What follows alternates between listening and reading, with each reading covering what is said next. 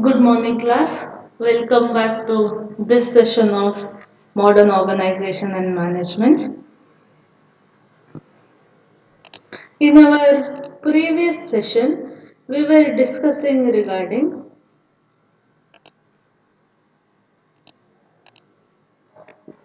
how the contingency theory is concerned with the organization structure. In that, we discussed regarding how the strategy or planning. Strategy, in simple, if you have to remember it, strategy is nothing but a planning or a long range planning. Now, first we discussed how this strategy and structure are interrelated to one another, or is there any kind of relation between the two. Then we discussed regarding how possibly the size of the organization can matter, the structure of the organization. Then we discussed how technology, can impact the structure of the organization. Now, each of this, there are studies which has been done, and please do try remembering all this, because rather than, as I said earlier, rather than simply, bluffing over the answer as, strategy might affect, might not affect, when you tell exactly what the studies have said, your answers shall always be better. The next one is regarding the environment and structure. So, the first thing is, what is environment here? What is the environment that we are speaking of? Is it the environment wherein which we have plants, animals, etc., etc.? Or is this environment something different than that of the biological environment of the earth? Now, here when we speak about environment, it speaks about the different elements or the different system within which a business organization operates. Or in other words, the environment of business organization is nothing but which considers each and every fact, the ones which are internal to the organization, the ones which are external to the organization, and wherein which each element has some influence over the organization, and in the same way the organization will have its influence on the environment.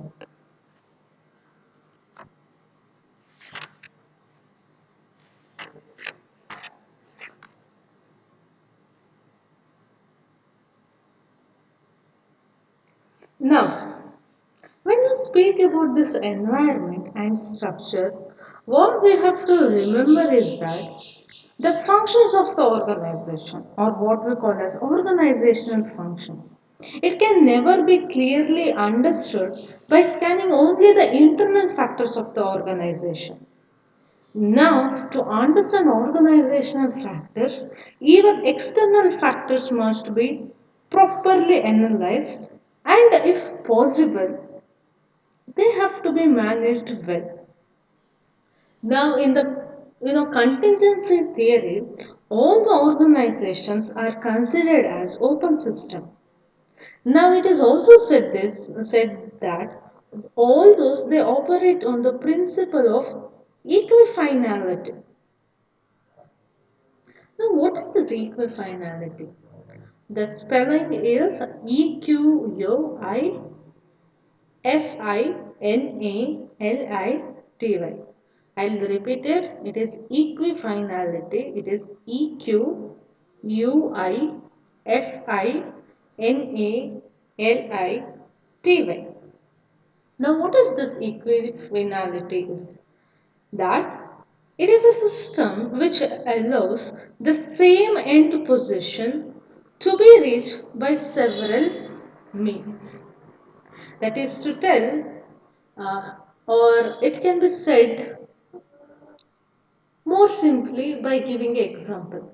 Now, in one of our classes, we discussed that okay, the plan may be that from your department you'll have to reach the administrative block of the organization.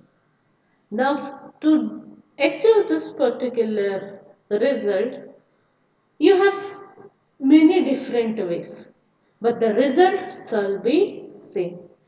Even in the same way, when in equifinality, the result shall be same, but then they shall be different means how you can achieve them all.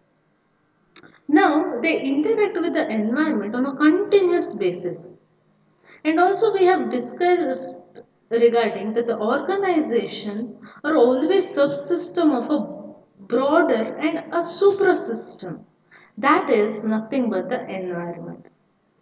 Now they will always have in identifiable but some kind of permeable boundaries. Now these boundaries separate from their environment. Now the organization they receive inputs across all these boundaries, transfer them and return the outputs. Now the open system perspective it usually places a large amount of weight on the external environment of the organization. Now, as being influential for its internal functioning in the same way. Now, we can also see the fact that no organization can be so independent or autonomous that it can, install by itself totally from its environment. Sorry, I meant to tell no organization is so autonomous that it can insulate or isolate itself totally from its environment. Now, the organization they always try to survive and achieve efficiency in an uncertain environment. Now they shall always be dependent on their environment for resources which are necessary for the survival and the success of the organization. Now all the elements in the external environment they consume the organization's output and they provide inputs like raw materials, employees, resource and technology. Now this dependency creates uncertainty for managers. Now, there are two coping technologies which are available for managers to adopt to initial contingencies. That is, changing the internal structure of the organization or changing the external environment of the organization. Now, some organization they face static environments. Other organization they might be placed in a very dynamic environment. Now, in a simple environment, the organization structure shall also be simple. Now, as the environment complexity increases, the organization structure is also less formalized and less centralized. Now, organic process usually dominates.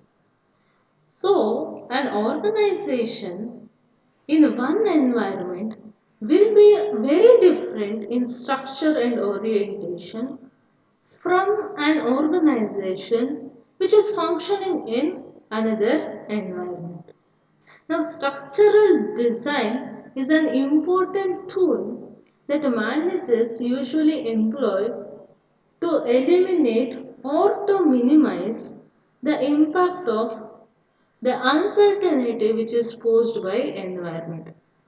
However, the relationship between the organization and the environment is not simply of organizational adaptation.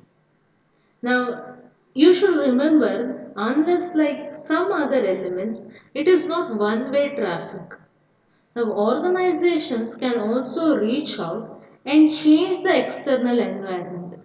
Example maybe by paying people to carry out activities such as lobbying, legislatures, influencing new regulations, or developing public relation campaigns or blocking competition and such other matters. Now remember one thing, this much if you are able to explain what is environment or how it can possibly have an influence on the structure of the organization. It is far well enough.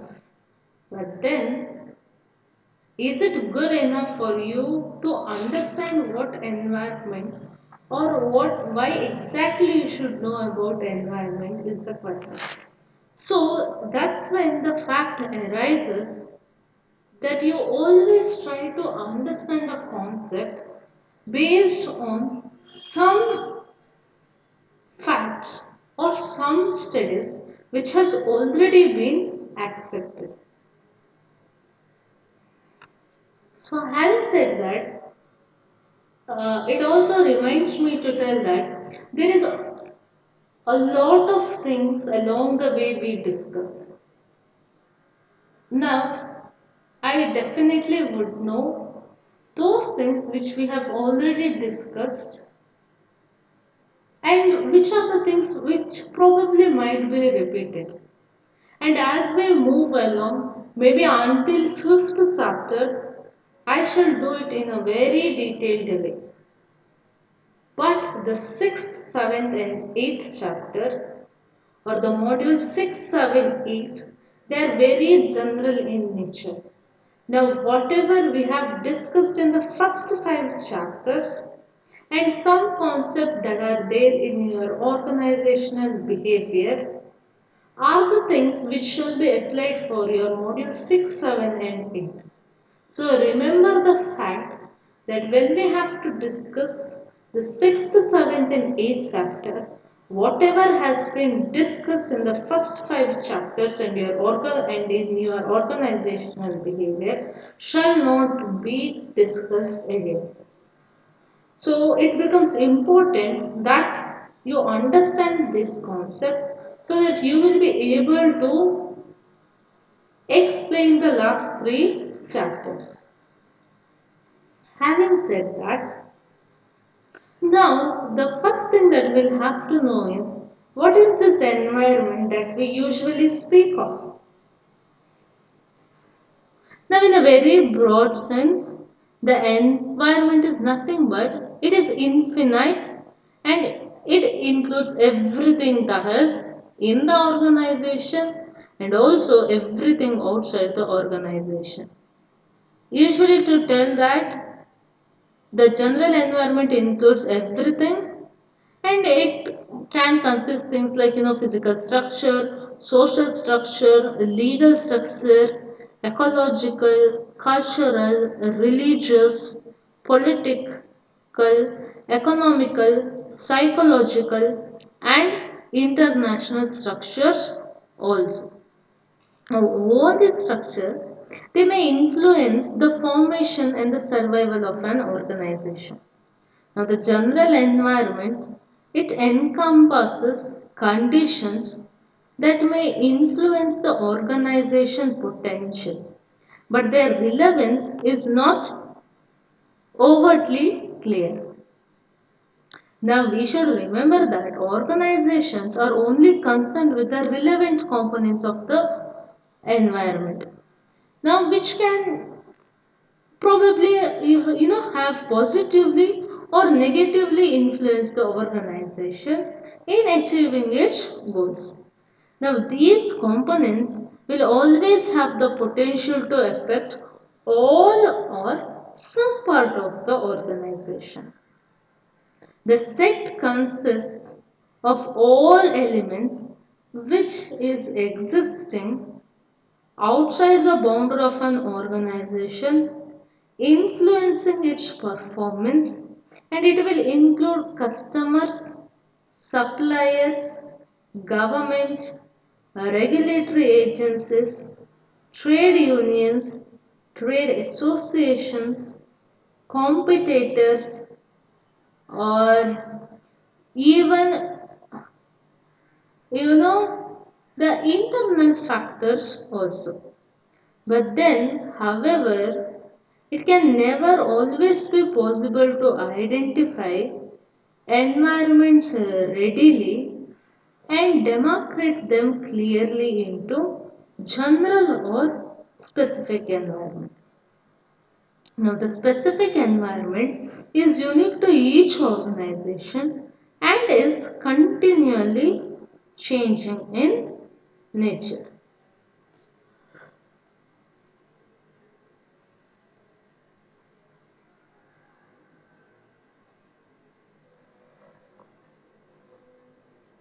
Now, let us try to understand whether this environment has any impact on the organization structure.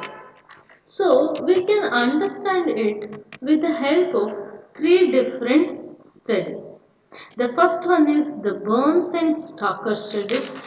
The second one is the Emery and Trust studies. The third one is Lawrence and Loch studies. Now I shall tell it in very simple words. Even though I do understand it might be boring, but please do concentrate here so that you need to listen once, and when you read it once, you probably would be able to remember it. Now, when you try reading, don't break your head by biting it. Try to understand what has been said, try remembering it, and try practicing to tell it in your own words. Now, in the beginning or for the first time, you would be unable to maybe explain it in a better way. But as you try time and again, definitely the way you explain, the way you want to tell your ideas to somebody else would definitely improve. But for that to happen, what is necessary is you start trying it. So the first one is the Burners and Stoker study. Now what they did was they studied 20 industrial firms which was set up in United Kingdom, and by studying these 20 units they tried to find out if there are any kind of correlation or link between the environment and the organization.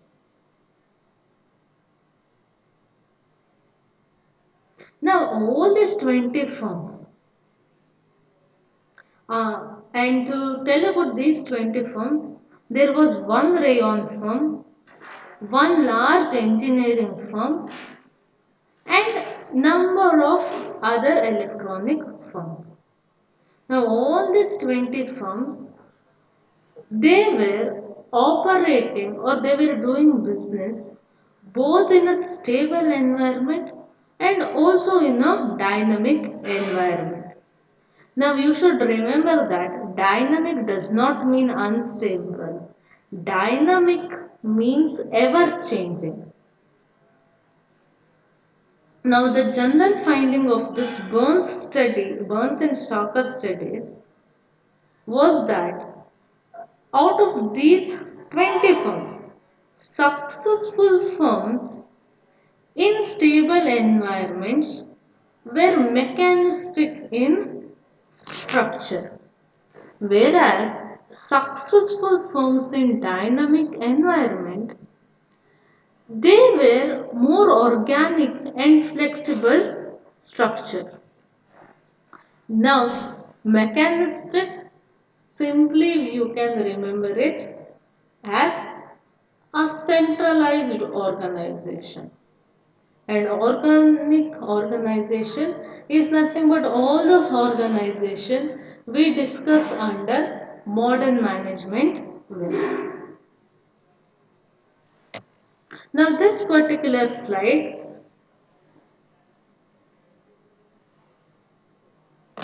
Okay. Okay. Now, when I would be giving you the study material, there is a small piece of information from which you can understand what is the difference between mechanical structure and organic structure. Now, usually this mechanistic structure, it operates in a very stable environment which has the characteristics of a very low rate of technological changes and market changes. There shall always be a functional division of work where each of the tasks in the organization shall be broken down into such tasks which can be specialized. Now, there shall be a strict hierarchy of authority and controls. There shall exist many rules and procedures. And most of the decisions they shall be made at the top, and the communication shall always be vertical in nature.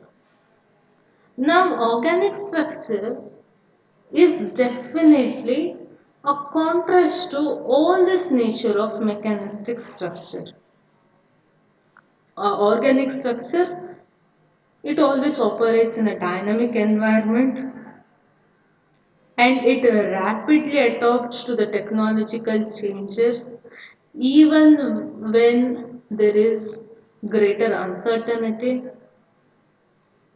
Now, under organic structure, there shall always be more realistic division of work where tasks may not be clearly defined in advance but usually shall be adjusted and redefined through interactions between the employees.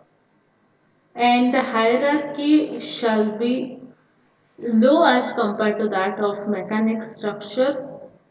Even the same with authority and control. There exist few rules. Responsibility most of the times shall be loosely defined and the importance shall be given for exchanging information rather than information given in the form of direction. Both the decision making and authority shall be decentralized in nature. And when it comes to communication, lateral communication takes place.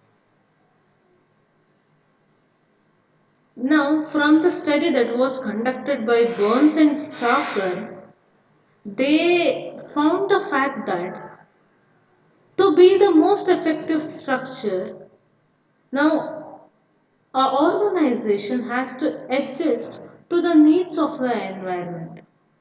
The mechanistic and organic form, it always represents two different ends of a continuum.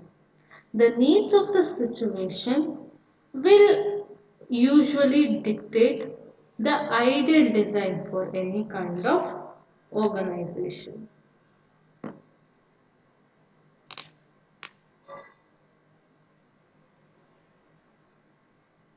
So this is all regarding the Burns and Stoker study where they said regarding the two different types of organization, that is mechanistic structure and the organizing organic structure.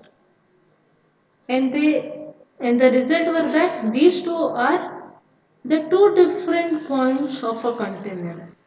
But when you adapt yourself to the changing environment, then our organization shall be most effective. And remember one particular fact that even when we try to tell regarding the environment, yes, the elements we can name as internal, the external, in external, micro, macro, and each of the elements can be named. But for each business organization, be it a larger firm or a small business, now each will have its own environment and the fact that the elements can be of different importance when you compare two different organizations. Having said that, let us now try to understand the second study, that is the Emery and Twist studies.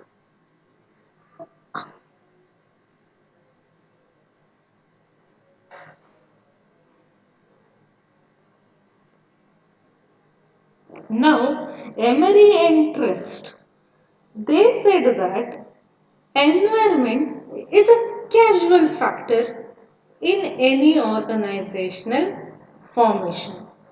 And in telling so, they try to describe four different types of what they call as casual textures. The first one is the placed randomized environment. The second one is placed clustered environment. The third one is the disturbed reactive environment. And the last one is the turbulent field environment. Now, if you have studied or if you have listened carefully regarding the topic wherein which we discussed regarding business environment, all these four casual texts are self-explanatory for you all.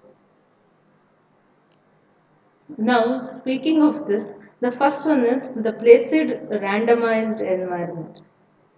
Now, to speak about this, this is one of the simplest environment. Here, each element of the environment, they change in a very slow rate. Now, it could be new threats for the organization or even the new opportunity for the organization are very infrequent in nature. And even the characteristic of the environment shall be very randomized, because when a change does occur, it is not predictable and it is not coordinated with the other elements in the environment. So such shall be a placed randomized environment. The next one we have is the placed clustered environment.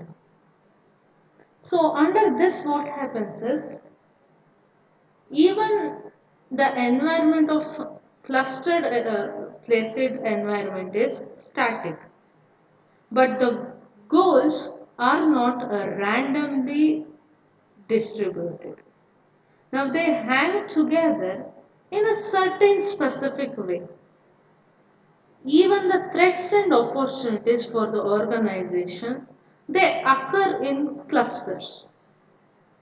Now, the organizations under such environment can survive if they correctly predict the environment.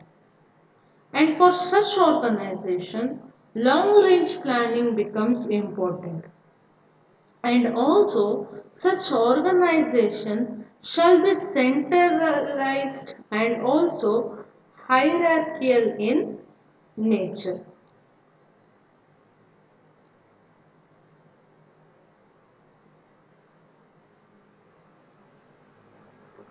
The third casual texture is regarding the disturbed reactive environment. Now, to tell it in one word, all such organization, what we can call as oligopolistic competition. All such organization can be considered under this. Now, it shall definitely consist of a clustered environment where there shall exist many competitors who would want to achieve the same result. Now, such competitors, they try to improve their own chances by suppressing each other. Now each competitors know that others are also playing the same kind of game or are taking same kind of strategies. So under such an environment, it becomes very important that the organization they must carefully monitor other organizations calculative reactions and thereby they have to develop their own counter reactions. Now such type of organization definitely shall be complex in nature. And for such an organization, flexibility is more important if the organization has to survive, and flexibility will always calls for decentralization in the organization. So this is regarding the third one. And the last one is the turbulent field environment.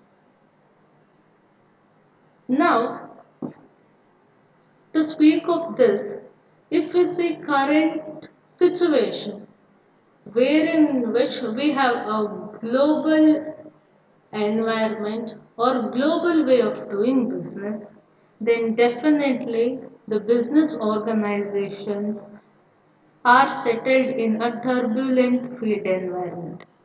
Now, it shall always be characterized by high complexity and also dramatic changes.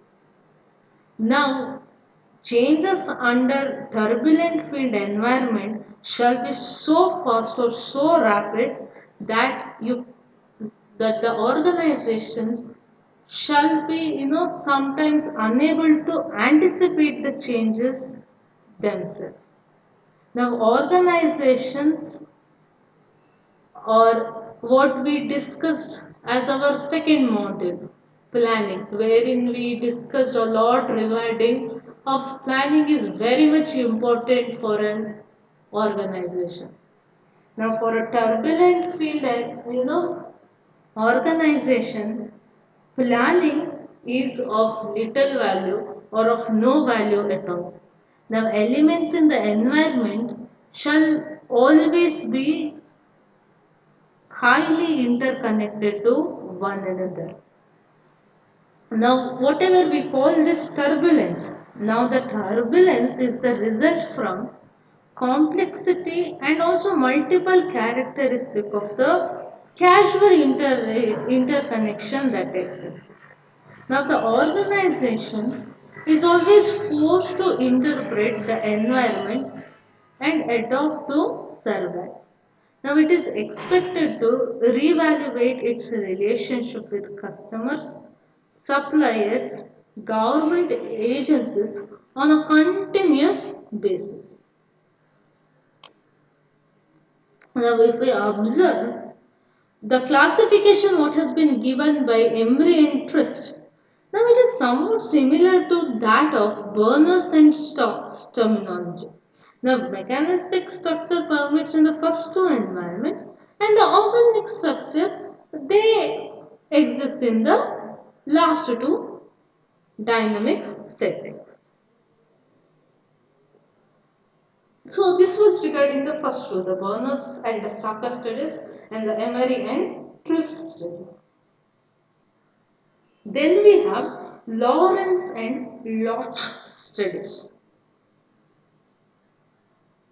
Okay, now these two persons they wanted to understand how different business organization they try to meet the needs of the environment demands.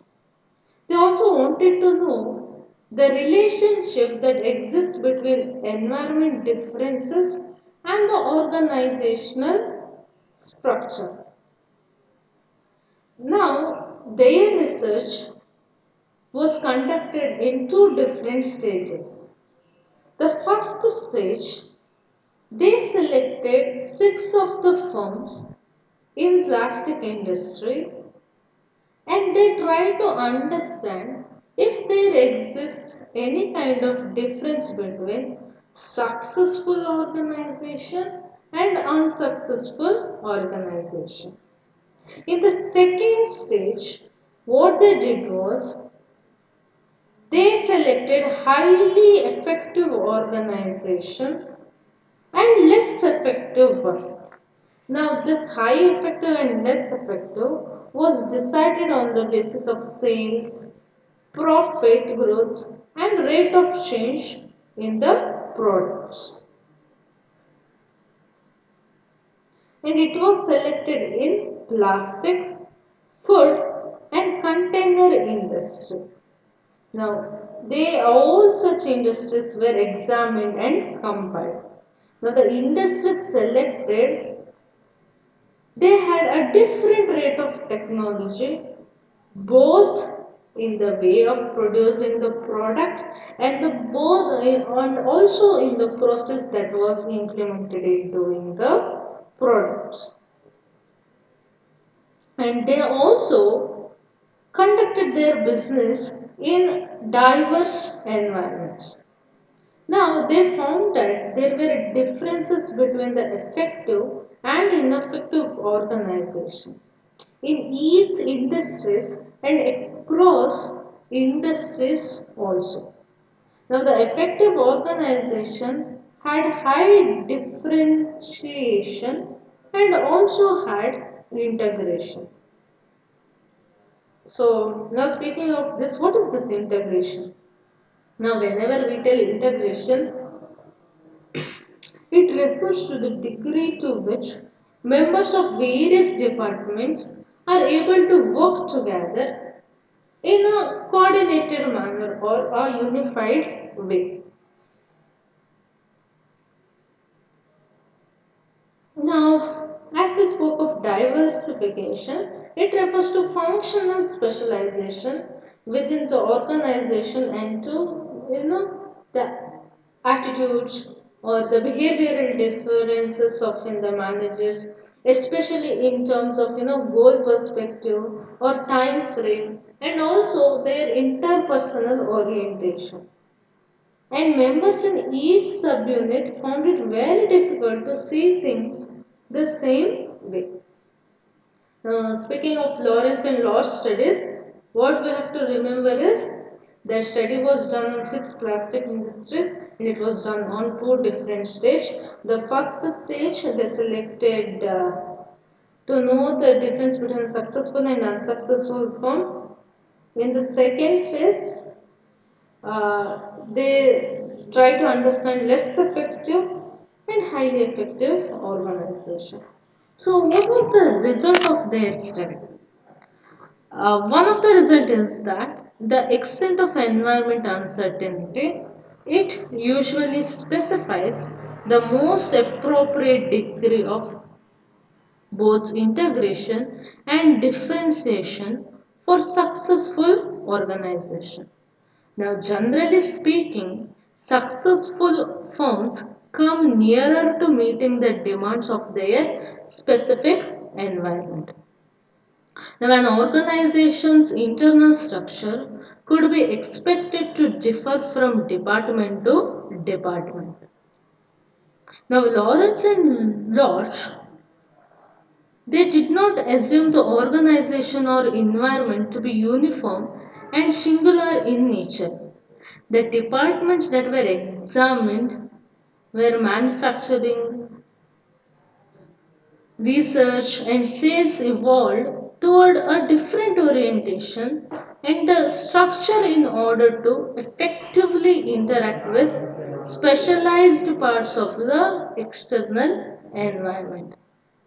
Now, departments within organization each face their own particular environment and thus they have their own unique structure.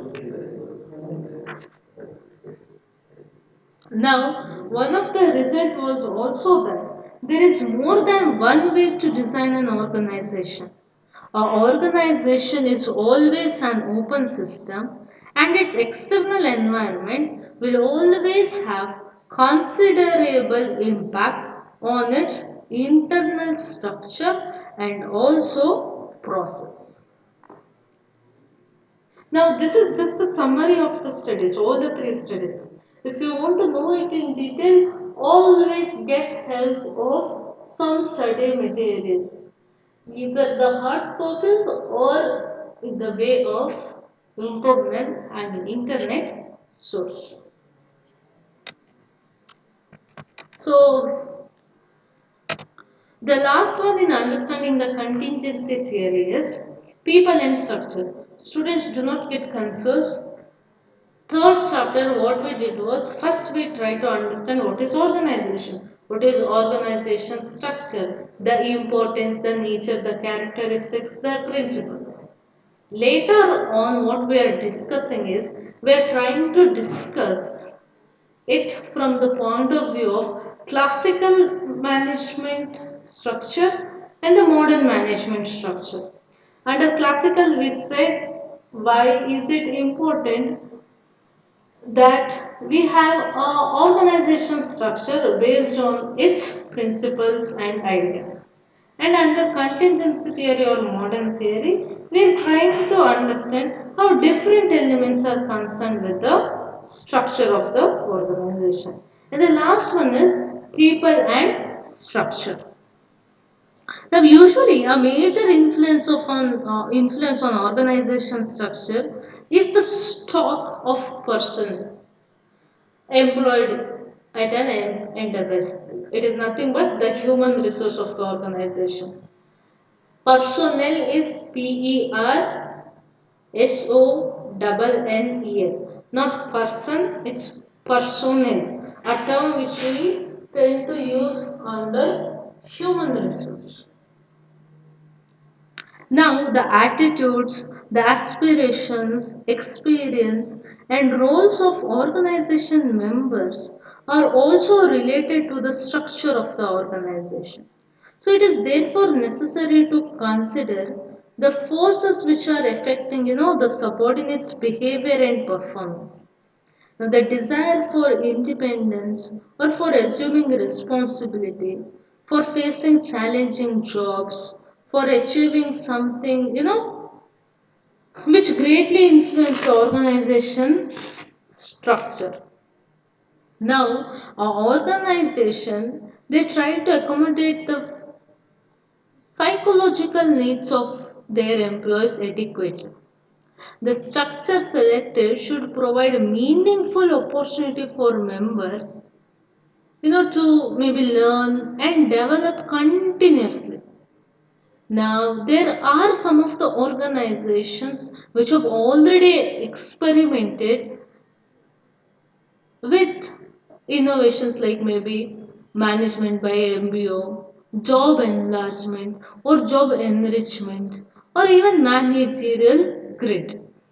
Now, all these are attempts to provide a more rewarding environment for their employees. Or just the fact that in current years we have a different human resource department itself is the fact that yes, organization structure is influenced by the people who are working in the organization.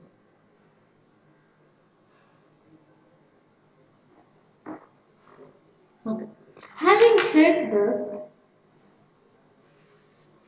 there are a lot of things.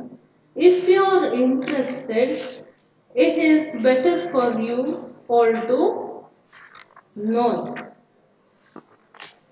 Okay. Now, one such thing here is regarding the formal versus informal organization. Now, this formal and informal, or maybe as we said,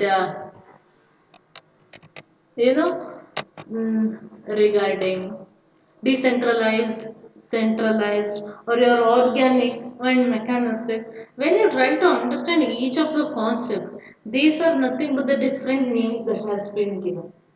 The idea behind all this shall be, there should be a little difference among all this.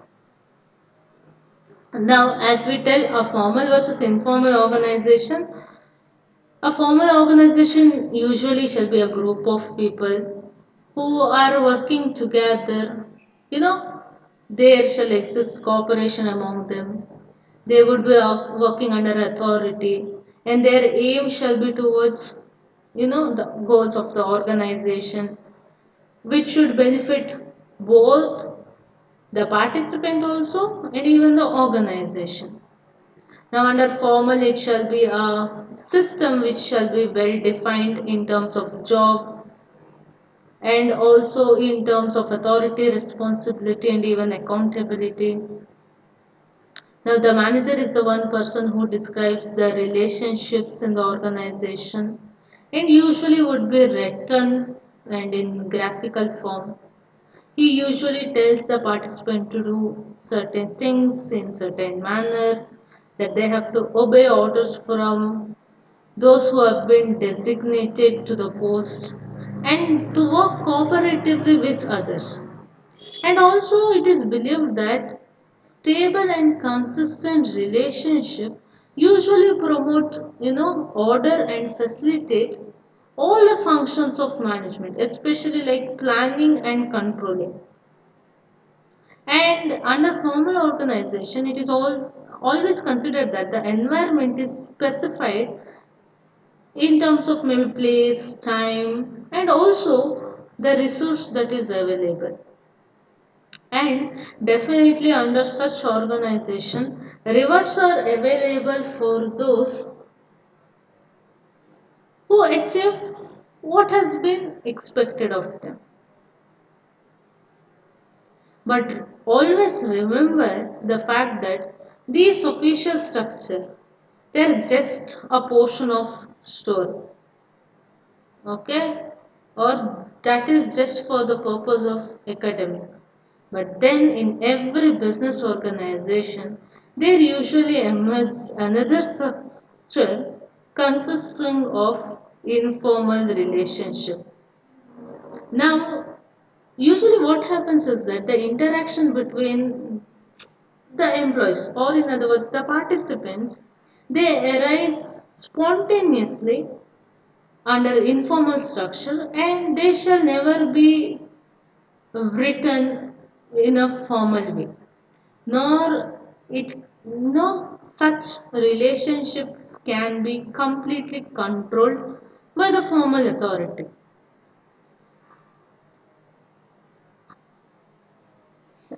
Now when we compare the formal organization and informal, now under formal the importance shall be given for the authority, responsibility, and accountability. But whereas under informal organization, the importance shall be given for status, power, and in a large extent to the politics. Now, if we try comparing the formal and informal organization, informal organization can always be seen as a shadow of organization. Now, it could be any type of business organization of any size producing any kind of product or service. Now, these informal groups, they arise naturally and spontaneously because of the interactions of people. Because unless like machines, human beings have their own way of thinking, their behavior, their perception. Now, usually this informal organization, they refer to unofficial and also unauthorized relationships that inevitably occurs between individuals of the organization and also groups within the formal organization. Now it exists within the confines of the formal authority structure itself. However, the interactions that occur informally are not prescribed by the formal structure, nor can they completely controlled by the formal structure. It is just a byproduct of human nature and is affected by the formal structure itself. Now, in the slide, what you can see is nothing but the feature of informal groups.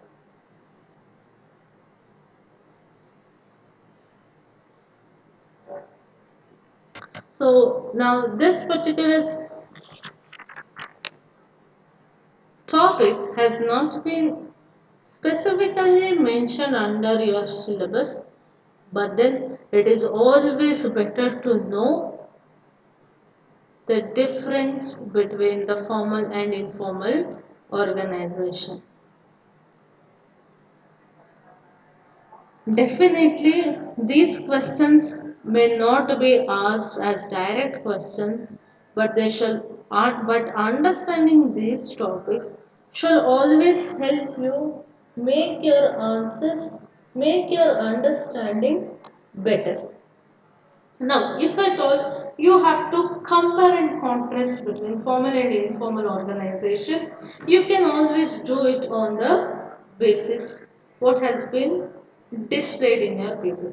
Now, remember one thing, neither this is how it has to be exactly, nor these are the only facts which can be compared and contrasted. It has been given only the purpose of understanding. You can always decide what you would want to present in your answer. The first one is regarding origin. Regarding the origin, formal organization shall always be goal oriented. It shall be rigidly built around the general principle of organization. And informal organization, it develops naturally. Now, informal organization reflects individual and group goals rather than the organizational goals. Now, changes in informal organization structure might usually occur through collective agreements between members, whereas changes in formal organization, they normally occur due to administrative policies. So how shall be the basic structural components of each? Now the formal organization shall be having a definite structure which can be seen in the form of organizational charts or by providing a pictorial representation of how authority and relationship exists in the organization. Usually, when we have a chart, it shall be built around the position and it defines the officially blessed relationship. The organization also under this, it shall be mechanical and impersonal. Whereas informal organization shall be built around people and is usually structureless. And moreover, they are initiated by the workers themselves to serve their own needs. Now, under informal structure, the basic purpose is to improve human relationship. So, the third point can be the goal. So, what are the goals of each? Now, formal organization, they shall be necessity to have a well-defined goal which is created by management. Now they may be to improve profits or increase the market share or to achieve sales or anything it could be. Whereas for the informal organization, the basic purpose can be broadly defined as social satisfaction of its members. Now the primary duty of every member of the informal group is to provide meaningful goal to organizational participant so that there can be no conflict between individual and organizational goals. The next one could be influence process.